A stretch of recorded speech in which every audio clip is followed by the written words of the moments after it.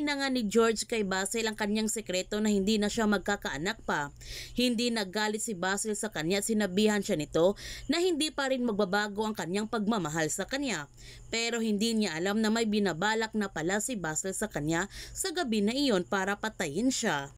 Gayon pa man, napapansin ni Amando na tila lumalambot na ang puso ni Aurora kay Sam. Ngunit sinabihan lamang siya ni Aurora na ginagawa lamang niya iyon upang hindi mawala sa kanya ang kanyang apo. Ang kanyang apo na lamang ang nagbigay sa kanya ng lakas para mabuhay siya dito sa mundo. Kaya kinakailangan niyang alagaan at protektahan si Sam. Habang si George gusto niyang bilhin ang anak sa labas ni Basil upang hindi siya mapalaya sa Palacio State.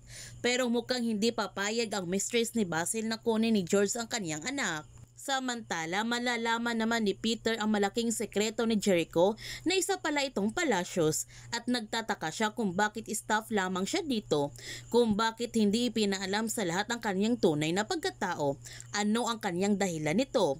Ngunit hindi sinagot ni Jericho ang lahat ng katanungan ni Peter sa kanya at sinabihan niya ito na huwag niyang sasabihin sa iba ang kanyang natuklasan. Ano ang dahilan kung bakit itinago ni Jericho ang kanyang tunay na pagkatao at sino ang kanyang tunay na ama?